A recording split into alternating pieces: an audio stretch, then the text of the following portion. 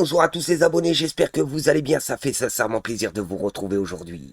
Bon, sur cette première vidéo fantastique, on va se tourner sur le député de la France Insoumise, Sébastien Delogue, qui arrive devant chez lui, et les policiers sont déjà devant son immeuble. Alors qu'il était là, soi-disant pour interpeller un soi-disant voleur, il décide de rentrer dans l'immeuble qu'à l'arrivée du député. Ensuite, c'est pas fini. D'après le policier, Sébastien Delogue aurait crié « Attention, accrochez votre ceinture, la République c'est moi, trou de balle ». Pas besoin de vous dire que c'est tellement évident que toute cette affaire est montée sur toute pièce que je n'ai même pas de mots. Si ce n'est qu'au-delà d'être contre et d'être venu chercher cette séquence, il aurait pu être venu pour toute autre chose. Et ça, par contre, ça me fait flipper. Que des gens légalement armés qui te détestent peuvent venir directement à la porte de ton domicile, ça commence à ne plus être drôle. Comme c'est une exclusivité BFM TV ce matin qu'on vous présente, ces images inédites d'une altercation tendue entre le député LFI Sébastien Delogue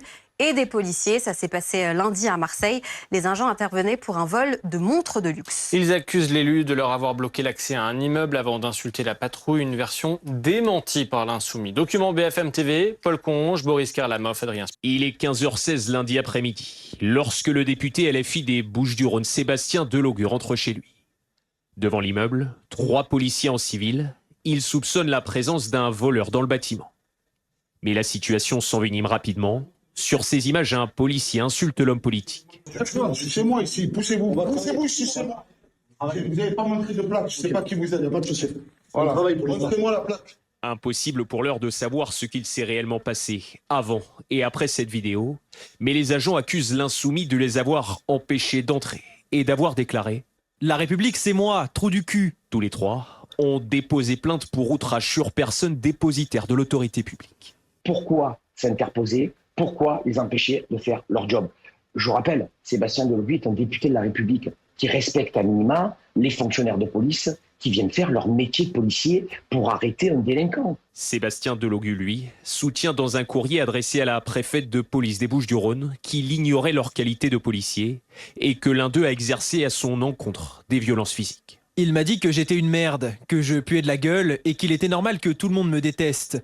Il a alors appuyé son poing fermé contre ma poitrine et exercé une poussée violente. Une enquête de flagrance a été ouverte par le parquet de Marseille. Sébastien Delogue a déposé plainte contre X pour violence volontaire. Rions les amis, parce qu'à ce stade, il nous reste que ça. Bon, et sur cette vidéo, il est l'heure de sortir les chips et les popcorn. Qui disait que les super-héros n'existaient pas? Sur cette vidéo, on va se tourner sur un militant d'extrême droite, islamophobe jusqu'au bout et condamnable jusqu'au cou, Jack Lang, notamment connu pour avoir publiquement brûlé des exemplaires du Coran, a été tabassé, attention, par Spider-Man. Le célèbre super-héros a débarqué lors d'un rassemblement racelard et aurait frappé Jack Lang au visage. Spider cochon, il peut marcher au plafond. Est-ce qu'il peut faire une toile?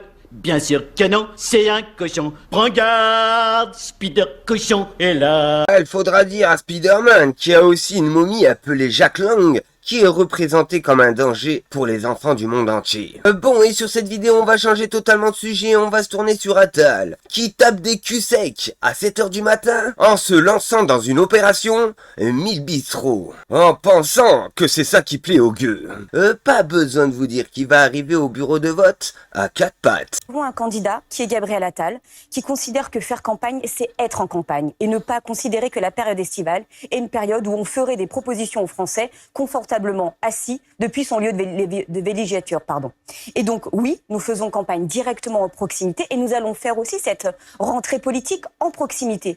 On a l'habitude de voir les grandes familles politiques faire des universités ou des grands meetings où les candidats présidentiels seraient assis au premier rang. Gabriel Attal ne fera pas ça. Il sera, lui, dans une opération lancée et annoncée dès le 7 septembre, avec 1000 opérations à travers toute la France. 1000 bistrots. C'est-à-dire que nos responsables, nos relais locaux, avec nos élus bien sûr aussi bien locaux que nationaux, réuniront des Français par groupe de 10, 20, 50, non pas pour s'écouter parler, mais pour les écouter, échanger avec eux sur leurs problématiques du La quotidien. présidentielle, 1000 bistrots, dit-elle. Attends, dans les 1000 bistrots, c'est comme Ruffin dans les 1000 voitures. Pas besoin de vous dire qu'on attend le compte rendu, on va bien se marrer. Bon, et sur cette vidéo, on va se tourner sur les chouchous des médias. J'ai nommé Kevin Bossuet, qui évoque le soutien de la France insoumise au maire de Saint-Denis, Bali Bagayoko. Visé par une enquête pour détournement de fonds publics, j'ai envie de leur dire, fermez-la, vous défendez le premier parti des voleurs, hein? Oui, enfin, je trouve que c'est insupportable. Alors, il est présumé innocent. Moi, je ne vais pas rebondir sur l'affaire en tant que telle, mais en effet, la défense de la France insoumise pose quand même question. Donc, parler déjà d'un procès politique, bon, je peux encore l'entendre, mais là, on va plus loin, parce que M. Coquerel racialise finalement ces accusations, et là, ça pose quand même question. Et je trouve que c'est une manière de voir les choses qui, pour le coup, est profondément raciste. Moi, quand je vois cet élu, je ne vois pas une personne de couleur, je ne vois pas une personne d'origine étrangère, je vois un élu français comme les autres, qui doit rendre des comptes à la justice comme les autres. Donc, je trouve cela incroyablement scandaleux. Et une chose aussi, c'est que ce discours infuse beaucoup, notamment dans les banlieues. Vous avez beaucoup de jeunes qui ne trouvent pas d'emploi, de jeunes qui n'ont pas accès au logement, qui disent c'est parce que je suis de telle ou telle couleur, je suis de telle ou telle origine, ou je suis musulman. Alors ça existe, il y a de vraies discriminations dans notre pays, mais on ne peut pas ériger la culture de l'excuse à tout va, sinon il faut le faire pour tout. Moi je me prénomme Kevin. Vous savez qu'en Allemagne par exemple, on a créé le Kevinomètre, c'est-à-dire que les gens issus de milieux populaires qui s'appellent Kevin, notamment, subissent aussi des discriminations. Ce n'est pas pour ça que je n'ai pas cherché à m'extraire socialement de mes origines, parce que quand on cherche toujours la culture de l'excuse, on renonce au mérite et finalement, on n'avance pas. Donc à un moment donné, vive la méritocratie républicaine, et cette manière de se défendre est pour moi indigne. acharnement politique, c'était... Ah, ça fait bien rire, cet ignare déchet qui nous donne des leçons de morale et de dignité. Il se prétend prof, alors qu'il passe sa vie à baver sur les plateaux télé. On peut même considérer qu'il est un emploi fictif, non? Bon, et sur cette vidéo, on va se tourner sur Gabriel Attal, qui vient répondre aux accusations qui circulent sur tous les réseaux sociaux. Concernant une éventuelle consommation de drogue, pas besoin de vous dire qu'on va se marrer. Il est homosexuel, il se drogue ou je ne sais quoi. Oui, je mesure tout à fait la différence. Après, le fait que j'aurais Parkinson, que je me droguerais, que mon père m'aurait légué un empire mafieux, ça fait partie typiquement des attaques. Mais d'ailleurs, il n'y a pas que des ingérences russes. Hein, je suis un des candidats sérieux dans cette élection présidentielle. Incontestablement. Je suis attaqué matin, midi et soir, notamment par l'extrême gauche et par l'extrême droite sur les réseaux sociaux. Je vous pose la question banale qui existe dans les campagnes électorales américaines. Clinton, rappelez-vous, il avait répondu j'ai peut-être inhalé, mais j'ai rien. Est-ce que vous avez déjà consommé de la drogue? Non, Darius Rochebin, encore une fois, je vois bien ce que cherchent à faire les personnes qui relayent ces fausses informations sur les réseaux sociaux.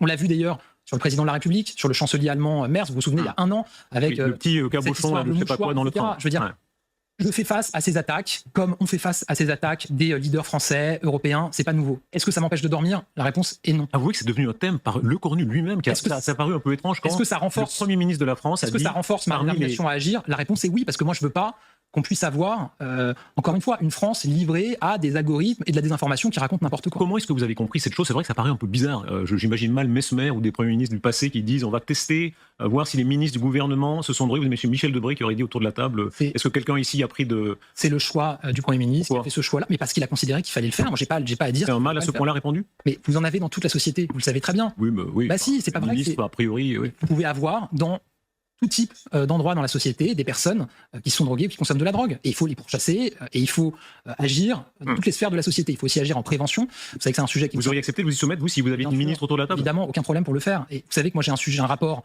très émotionnel par rapport à ce sujet-là. Parce que ça a pourri mon enfance et ça a probablement contribué à la mort de mon père. Donc évidemment que sur ces sujets-là, je suis intraitable. Alors, évidemment que quand vous avez de fausses informations, des attaques qui sont relayées sur ce sujet-là qui me visent, ça me touche. Est-ce que ça m'empêche de dormir? Non. Est-ce que ça renforce ma détermination à agir? Oui, parce que je veux pas que les Français puissent être soumis à un tel flot de désinformation.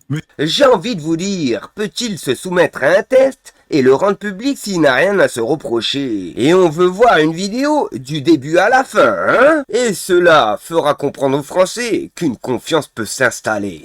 Bon, et sur cette vidéo, on va se tourner sur le service après-vente de BFM TV, géré par le bon vieux Alain Duhamel, qui vient nous expliquer sans cligner de l'œil Tenez-vous bien, Raphaël Glucksmann serait un intellectuel qui aurait un certain charisme. Oui, on sait tous que la famille Duhamel est bien connue pour apprécier les charismes d'huîtres. Comment autant de pseudo-journalistes d'une seule et même famille seraient-ils implantés depuis plusieurs générations à la télévision française? Duhamel, vous l'avez regardé hier soir, j'imagine. Oui, bien sûr. Vous avez été convaincu? Il a une chance alors là. Il incarne bien quelque chose, il a un style à lui, il a une originalité, c'est typiquement, ce qui est à la fois un avantage et un handicap, c'est typiquement un intellectuel en politique. C'est pas simplement un politique professionnel du tout. C'est un intellectuel qui se passionne pour la politique. On a toujours connu ça dans l'histoire de France. Hein. Mais enfin, c'est notre intellectuel de service sur la scène politique en ce moment. Il a un certain charisme, il a aussi, je dirais, une timidité rentrée et peut-être pas une faiblesse, mais une absence de... Il manque de rempart. D'accord. C'est-à-dire idéologiquement, il manque de rempart. On sent que c'est plutôt une rivière qu'un rempart et qu'il peut aller dans une direction et dans une autre. On sent beaucoup de sensibilité, on mesure de la culture et de l'éloquence, évidemment. Mais pour moi, ça reste foncièrement un amateur doué, mais un amateur en pleine... Ça mène à l'Élysée, ça, ou pas? Disons que ça serait original dans cette configuration-là. Mais au départ, on peut jamais dire non. Il a une base électorale, disons, la gauche modérée, les écologistes raisonnables, etc. Ça fait une base. Yannick Jadot, l'écologiste d'ailleurs, se rallie à lui. Il l'a annoncé aujourd'hui. Charles Consigny, hier soir, il a dit... J'ai envie de vous dire, ils ont bien réussi à nous faire avaler depuis 3 générations que la famille Duhamel était journaliste. On n'oublie pas de liker, on n'oublie pas de s'abonner. Chaque épisode faut partager, la téméraire va tout exploser. On n'oublie pas de liker, on n'oublie pas de s'abonner. Pouvoir de l'amitié activé, ensemble on va tout dominer.